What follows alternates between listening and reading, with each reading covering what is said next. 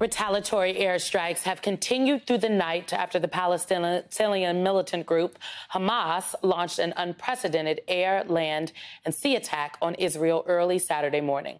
Reportedly, the group infiltrated several border villages in the south, taking hostages, including Israeli soldiers and citizens. Israeli Prime Minister Benjamin Netanyahu said Israel is now at war with Hamas, and that reservists will be called upon to boost the Israeli Defense Forces, also known as the IDF. The prime minister warned that, quote, the enemy will pay a price it has never known before. According to health officials, more than 200 people in Israel have been killed, as well as at least 232 people in Gaza, according to Gaza's health ministry. Here's what President Biden had to say in remarks this afternoon.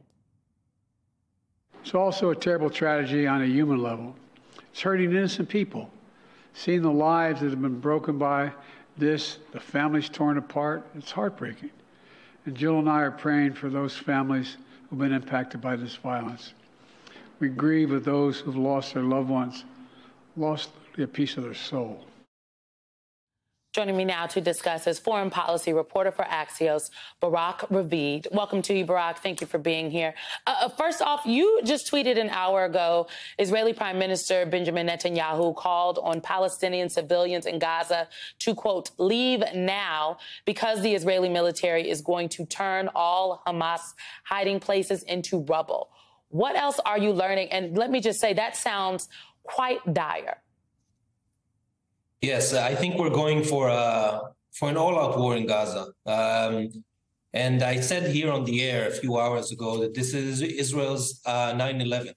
And I think a lot of people who are watching us now remember what happened after 9/11, what the United States did after 9/11, went after Al-Qaeda. And I think the same will happen now with Israel and Hamas. The Israeli Security Cabinet is now convening. It's about to take, I think, quite a dramatic decision of very wide-ranging mobilization of reservists. I think it will be hundreds of thousands of troops. And I think that when Netanyahu called an hour ago to civilians in Gaza to leave, I think it was the first warning of what is about to come. And I think we can expect a broadening and widening of an Israeli military operation with airstrikes, with the ground operation in Gaza. And I think it's going to be one of the biggest military conflicts in the region in a long time. Barak, how exactly would Palestinians who are living on the Gaza Strip be able to leave? Notoriously, the border between Israel and the Gaza Strip was very, one of the most militarized borders in the world. Obviously, since the attacks earlier today, things have changed. But how are people leaving and where would they go? I think that's not a lot of them have anywhere to go. I think many of them will stay. And this is what's going to make this conflict even worse. And I think that, again, I guess we will be seeing most likely, refugees going to Sinai through the border with Egypt. Again, I think we're going to see a very serious escalation. This is something that this invasion by Hamas into Israel is one of the deadliest attacks Israel has ever seen in its history. The images, and I'm telling you because I watched the videos, and those are videos that will never be on the air on any normal television station because they're terrible, of just massacres by Hamas operatives in Israeli cities and villages.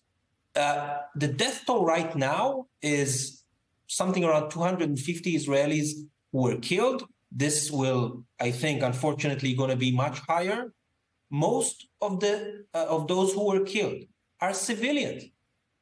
Hamas kidnapped something like several dozen Israeli civilians to Gaza, among them women and children that were just taken from their homes in the villages near Gaza and were kidnapped into Gaza. This is something that the Israeli society has never seen. People in Israel are in the same shock that people in the U.S. were after 9/11. Barak Ravid, thank you so much for your reporting and your time today. Appreciate it. Thank you. The assault on Israel by Hamas has put a renewed focus on the militant group. So up next, we're going to take a deep dive into their history in the region, why many nations, including the United States, consider it a terrorist organization.